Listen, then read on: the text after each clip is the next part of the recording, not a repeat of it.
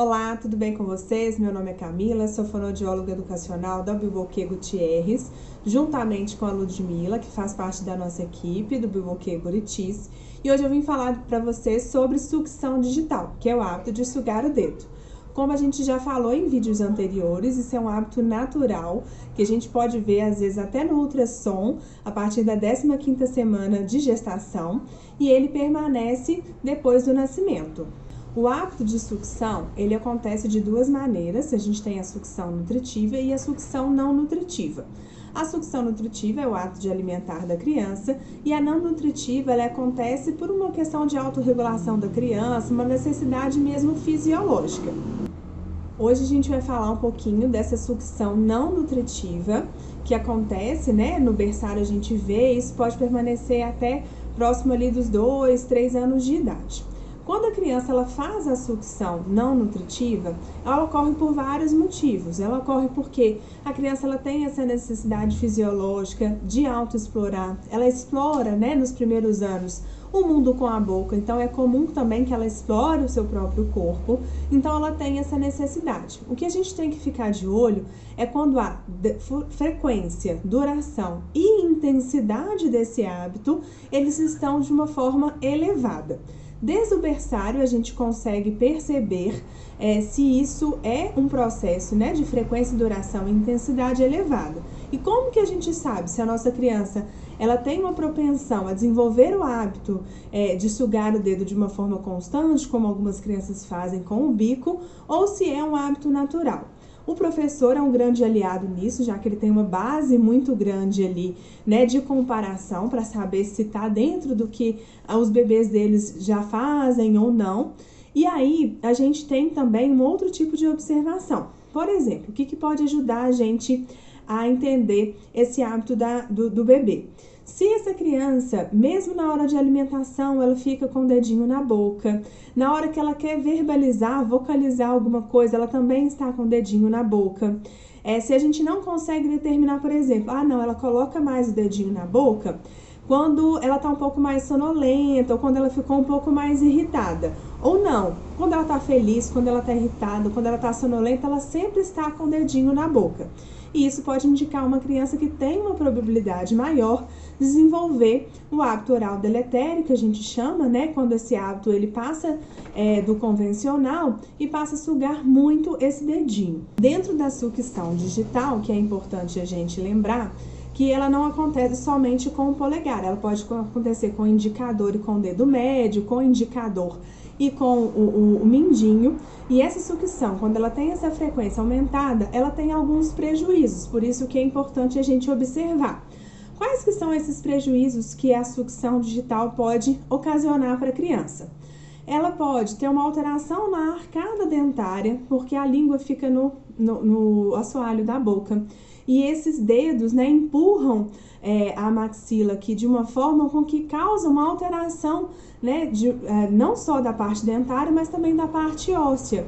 E aí altera também o crescimento dos dentes, causa uma flacidez na musculatura orofacial, que pode interferir no processo de mastigação, na aquisição dela para os novos alimentos, e até mesmo essas alterações musculares e também da arcada dentária podem alterar o processo de fala. Então é bem importante a gente intervir nesses processos de uma forma precoce.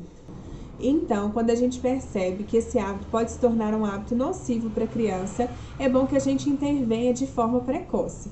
Como que a gente pode fazer para poder retirar o hábito oral deletério de sucção digital?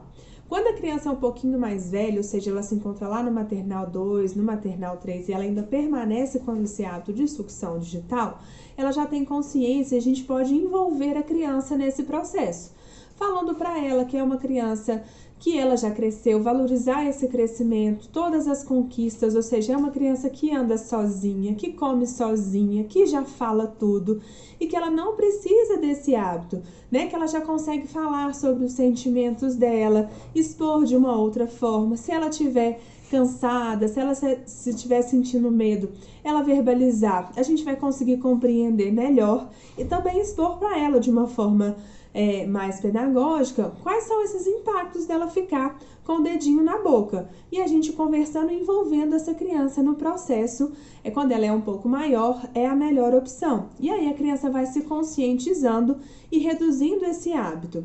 Outro processo também que é importante, que a gente já faz essa observação desde cedo, é tentar identificar os momentos e o porquê que essa criança está fazendo aquela sucção digital ali mais pra frente. Então, se ela, por exemplo, suga o dedo para chamar a atenção, como uma forma, né, que os pais pontuem para ela que não é legal, para ela tirar, o ideal nesse primeiro momento é a gente passar a ignorar. Ou seja, se a gente perceber que a criança coloca o dedo para chamar a atenção, a gente ignora esse hábito e reforça quando ela não estiver com o dedo. Ou seja, a gente incentiva, né, e valoriza, na verdade, aqueles momentos que ela consegue estar sem o dedo.